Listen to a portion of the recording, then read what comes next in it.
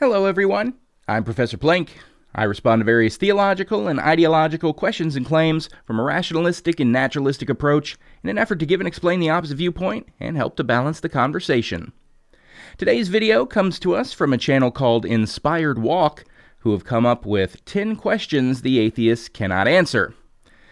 You know, it really would behoove them to call it something more appropriate, like 10 questions for atheists, or even 10 questions atheists will not like, or something like that. You know, something that would actually apply to these questions. Because I'm not the first, or even the 50th atheist who's tackled these questions. And tons more can and have done so just without putting it into a video format. I find that there are very few questions directed at atheists that we actually can't answer. More like the theists just don't like the answers we tend to give. Our answers don't follow their playbook of God did all these things, and so they take our answers as basic non-replies. 5 seconds after we've given them an answer, they forget it entirely and assume that we have no answers at all to give. So attempting to answer them here may be just shouting into the void, at least in regards to any theists who may see my responses, but hope springs eternal that something might get through the Jesus haze and end up sticking in their minds. So let's have at it and give these 10 questions a listen. Do you really believe that science is the only answer to all of life's questions? Certainly not. Science can't tell me what I should get my parents for their upcoming wedding anniversary. Science can't let me know whether or not my nephew did a good job in his Little League game. Science can't tell me when or if they're ever going to get around to making Buckaroo Banzai versus the World Crime League while Peter Weller is still alive. Look, there are plenty of questions in life that science is ill-equipped to answer. But if you're looking for answers regarding things like the origins of the cosmos, the relationship between matter and energy, how atoms bond together to do all of the amazing things that they do, the origins of life, diversification of life, how the weather works, what the stars are, the movement of the planets, and if you seek real knowledge of how everything in the world around us functions, then yeah, science is how you get to that. Theology, mysticism, superstition, these things don't get you anywhere except lost in the dark, wondering why the light of your torch went out, even though you invoked the name of the fire spirits to keep it going. If God doesn't exist, why do you care if people worship Him? There are currently 6 states in the U.S. that do not teach evolution in their schools because of pressure from evangelical creationist groups and their lobbying efforts. This includes a state where I have family with young children being raised.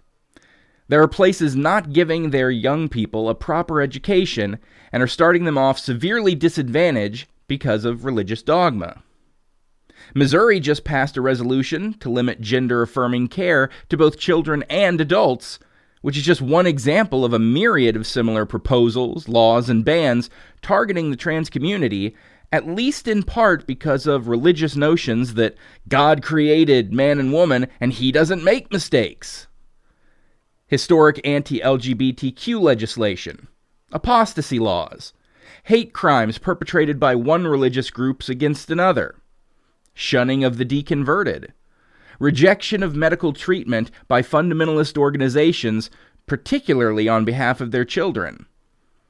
All of these things not only in the U.S., but abroad in many places where it can be significantly worse. I mean, I could go on and on and on about the absolutely horrific damage that dogmatic attachment to religion, including sects of Christianity, have done and are currently doing to countless people. When people are forced to comply with religious-based mandates that have the force of law behind them upon punishment of arrest or prosecution, that is why I care. When people are disowned by their families for being born in a way that the parents' antiquated beliefs say is sinful, that is why I care. When the general forward progress of science, technology, gender equality, social equity, and cultural stability is held back because of attachment to religious fundamentalism, making life worse for everyone in ways too innumerable to even fully realize, that is why I care. Now, stop making me be all serious and on a soapbox. Let me get back to making dick jokes and Simpson references, which is where my heart truly lies. Seriously, can nothing create something? For the last time, yes! You totally ignorant of physics numbskull! Look, I don't expect your average theist to be completely boned up on the up-to-date findings of quantum physicists. But if you're going to insist on constantly making this question a cornerstone of your attempts to put atheists on the defensive, you might try Googling the question even once. And honestly, you as a theist should be happy that something can, in fact, come from nothing. Because as a theist, and as a Christian specifically, your creationist belief is predicated on God creating everything from nothing. So, congratulations!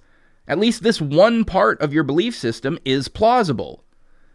Very little of the rest of it is, but at least you have the something can come from nothing part of it.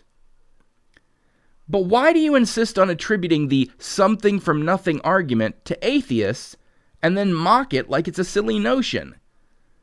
We don't believe in creation ex nihilo in general. You do. It says in Romans 4:17, "As it is written, I have made you a father of many nations. He is our Father in the sight of God, in whom he believed, the God who gives life to the dead and calls into being things that were not." So God creates things out of nothing in your belief. Something from nothing. It's a primarily creationist position.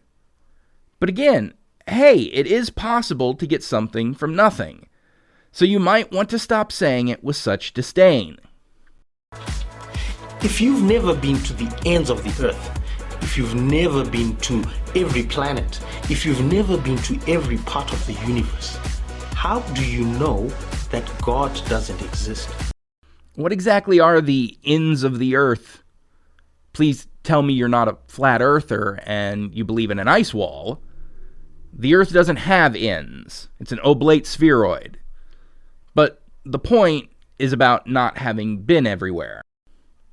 The claim being that if you haven't been everywhere in existence, haven't seen everything there is to see, then how can you know God doesn't exist? This is a rather silly question. What, God's hiding on the dark side of the moon or something, and since we haven't been there, how can I say that he isn't hiding up there? What if I had been everywhere? What if our technology advanced to the point where we could, at our command, observe and examine any and every part of the entire cosmos? Then you just claim divine hiddenness, that God's invisible, ethereal, untouchable and undetectable so long as he doesn't want to be detected. So don't be obtuse. The fact that we haven't been everywhere is in no way a reason why you think God is real. And failing to find him anywhere would in no way dissuade you from believing in him. I don't believe in God because I see no reason to believe in God. So much of what religion tells us is true, divinely inspired truth that is incontrovertible, has been proven false. Pretty much the entirety of Genesis has been debunked. Everything that is provable to exist is perfectly explainable without adding a God into the equation. And more adequately explained when you consider that if it all was created by a God, that God must have been one hell of an incompetent boob. And if there was a just and loving God, he wouldn't allow this kind of crap to go down. Why the shit are the cordyceps from The Last of Us a real thing? Even though they don't affect humans and hopefully never will, what is the reason for something this horrendous? What the hell did the ants ever do to deserve that kind of torment? Why does our laryngeal nerve go from our larynx down around our aorta and then back up to our brain? Why the shit is this a thing? Candiru, a vicious parasite, will swim up the urine into your bowel. Swim up my what? Your pinto. It'll swim up your ding-dong, and once it gets in, you can't get it out. What is the origin of life? The short answer is that we don't know for sure. But that doesn't mean that we don't have solid hypotheses that are backed up by good evidence for a non-creator-driven emergence of life on Earth. Abiogenesis, the idea of life spontaneously arising from non-living material, is one of the current frontrunners and my personal pick for how life began. The Miller-Urey experiment from back in 1952 proved that the amino acids that make up the simplest forms of early life can and do indeed arise naturally under the proper conditions. It was a rather simple chemistry experiment that used simple ingredients of water, methane, ammonia, hydrogen, and then an electric arc to simulate a lightning strike, and from those wound up creating all of the amino acids that make up the genetic code. More recent experiments have expounded on this work and proven the natural formation of RNA, the more simplistic precursor to DNA, and the more complex genetic sequences that make up all life. It hasn't been conclusively established that this is what happened, but it has certainly been established as a distinct possibility. We know exactly how it would have happened, and that it very well could have happened that way. And this is a hell of a lot more well-supported than the idea that a supernatural being bippity-boppity-booed life into existence with magic. There are other ideas of possible origins of life on Earth, such as panspermia, which is the idea that the most basic forms of cellular life were brought to this planet on meteors that struck the planet and effectively seeded it with life. But this really just passes the buck back to the question of, well, where did that life come from? But the point is that we have every reason to think life arose naturally with no intelligent direction of the process. If humans are animals, then where does our sense of justice, where does our sense of morality, where does our sense of what's right and what's wrong come from? Humans are a social species. Our domination of this planet and the vast and impressive societies we've built, the technology we've developed, and culture that we've created, all stem from our ability to work collectively and collaboratively with one another. Without that collaborative ability, we would have never moved beyond cave-dwelling hunter-gatherers. We cannot work together if we do not develop a structured framework of rules and ethics that foster positive interactions with one another. Our morals and values come by way of our ability to empathize with one another and our desire to strive for happiness and well-being of one another and the collective as a whole. If we had nothing but a species of self-serving narcissists who always looked to take what other people had, impose their will over the will of others, and cause harm to others so long as we viewed it as benefiting ourselves to do so, we would have evolved to be a solitary creature who eschews association with other human beings except for the purposes of mating and procreation. And then we wouldn't have gotten very far.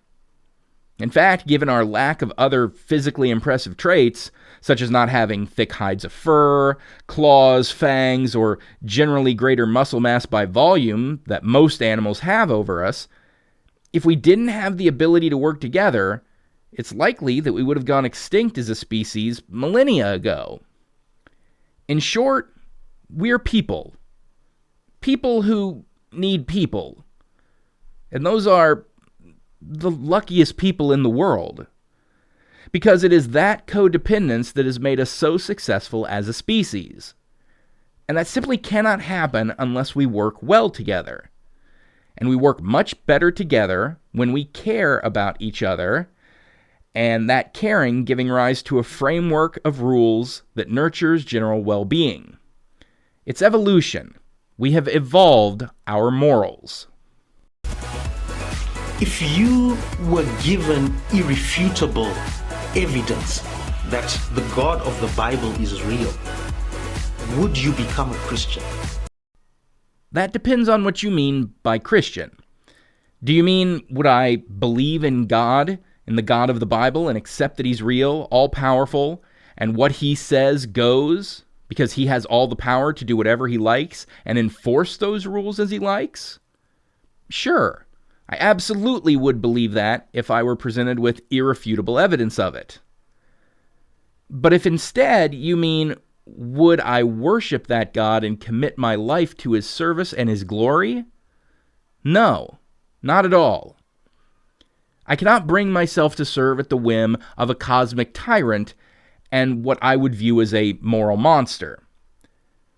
See, you ask that question from a standpoint of believing not only that your God exists, but that he is the epitome of goodness, love, and righteousness. You see him as the ultimate good guy. So why wouldn't you want to worship him?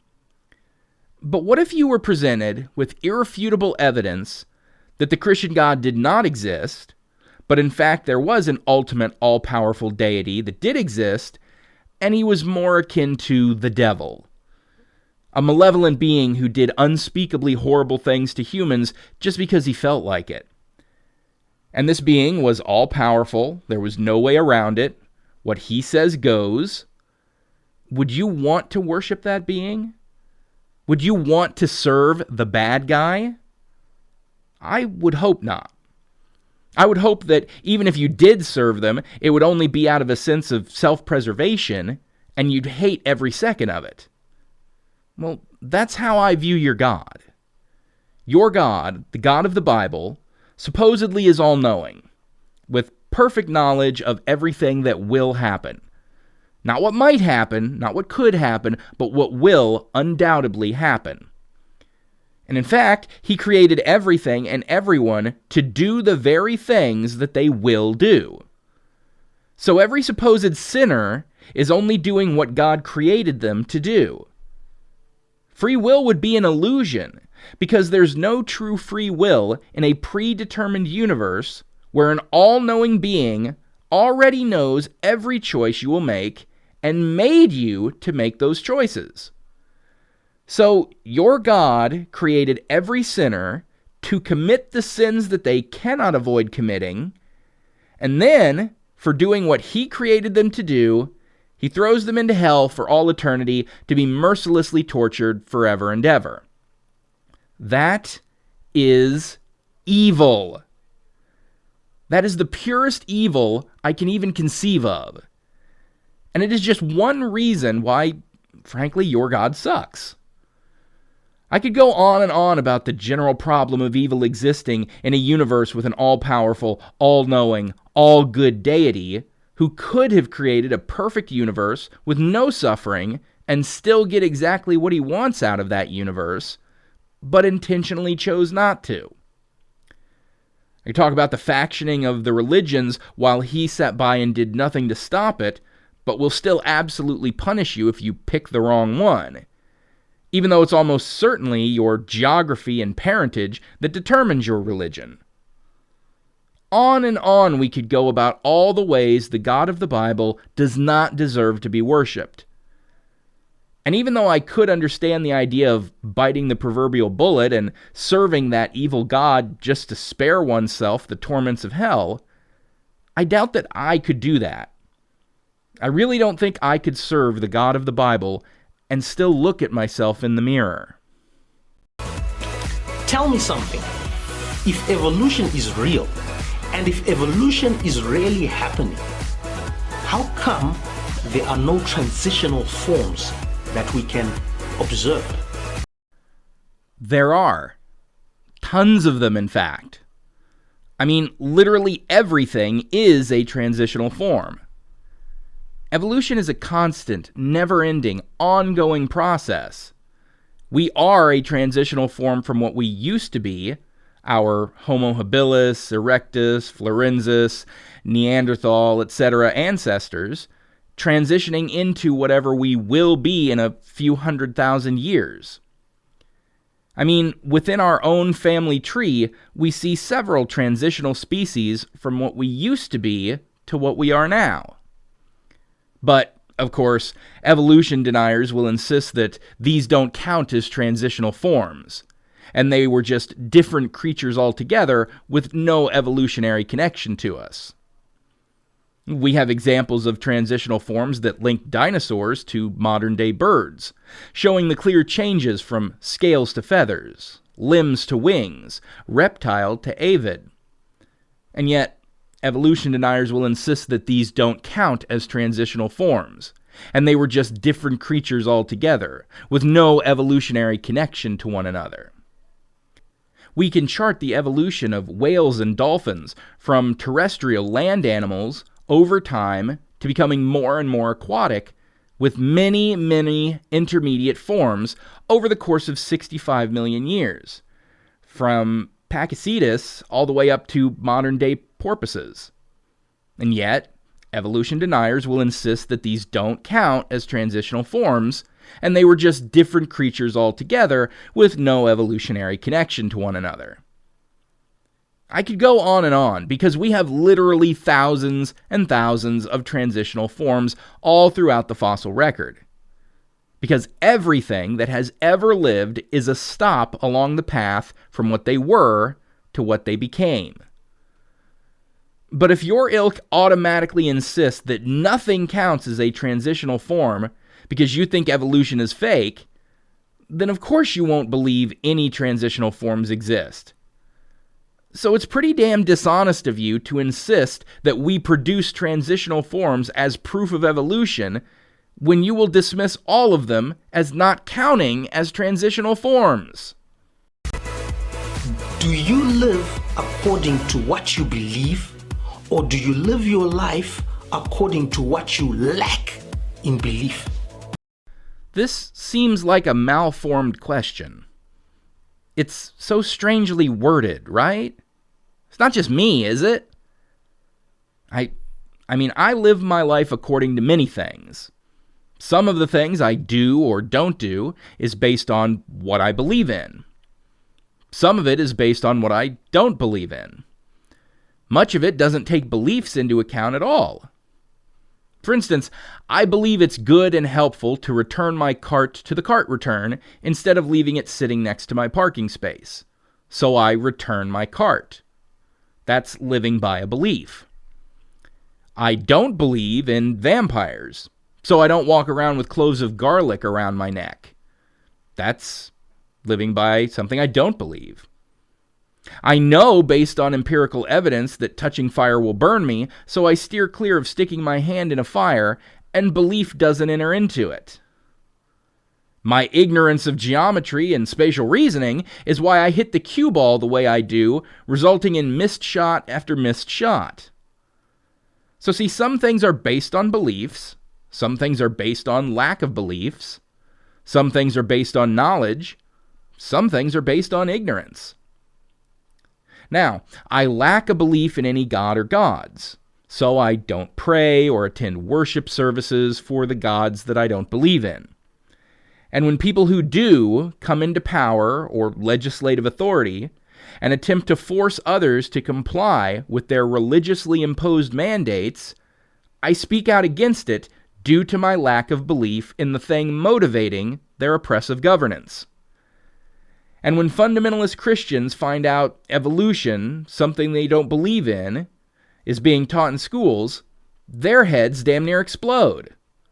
That's acting and living by something they don't believe in. If God doesn't exist and the Christian dies, the Christian loses nothing. But if God does exist and you die as an atheist, do you not lose more? Will you not lose your soul? Okay, so this is Pascal's Wager. So first, the notion that if God is not real, the Christian loses nothing. Well, yes, they do. They've lost out on an entire lifetime of proper exploration of what is actually real in the futile pursuit of a divinity that never existed to begin with. They've thrown away much of the one and only life they will ever get in wasted time studying a religion that represented nothing but pure nonsense. And in many cases, were driven to do things that made their life and the lives of those around them fundamentally worse. Such as those who shun family members and may have lost out on lifelong relationships with their children because they came out as gay. Or people who died prematurely because they got into a car wreck, needed a blood transfusion, but whoops, they were a Jehovah's Witness. So they die at 30 for want of their religious beliefs. You can lose much in devotion to a false ideology. Now, as to what if God were real? The atheist loses everything, but the Christian gains everything. Well, that's only if the God that exists turns out to be the Christian God. You're just as fucked as the atheist if the Islamic God turns out to be real, or any of the other thousands of gods that have been worshipped throughout human history that demand exclusive worship from humans upon pain of eternal punishment and torment if they choose the wrong religion. And here's a mind bender for you. What if all the gods that humans have proposed are all false, but there is an actual all-powerful God who created all of these false religions, but specifically left no conclusive evidence of any of them, in order to see who would glom on to these false religions and who would remain skeptical of them? That God then rewards the skeptics who were not taken in by false beliefs. And all of you religious people who were bamboozled by all the various faiths are judged as unworthy of paradise and cast into hell. In that case, in the event of that God, the atheists gain everything and the religious lose. So your thought experiment only works if the only God that is possible is your Christian God. And that's just Christian hubris at play. If any God exists other than yours, you're just as screwed as everyone else who doesn't follow them. Hebrews chapter 11 verse 3 says, "By faith we understand that the universe was created by the word of God, so that what is seen was not made out of things that are visible."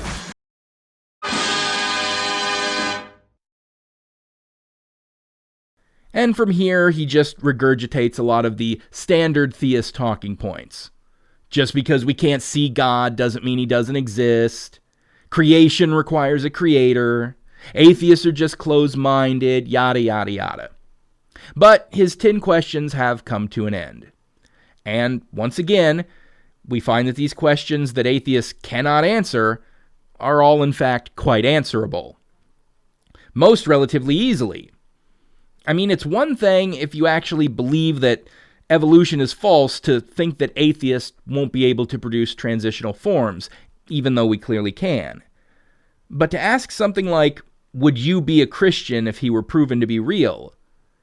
It's like, did you really think I couldn't answer something like that? Many of these questions were just basic things that anyone who has skeptically considered theism has had to kick around in their head at least a time or two. Not exactly total stumpers. But 10 questions up, 10 questions down. Answered and dealt with. Well, at least until the next theist who thinks these exact same questions up and that they've never been answered comes along and think that they've got total mic drop moments. But until that time comes, we'll take our leave. So thanks for watching, everyone. Don't forget to like this video, comment, and subscribe so you'll always be notified when a new video comes out. Till next time, I'm Professor Plink reminding you to keep striving for greater understanding. It's the best way to get wherever you want to go.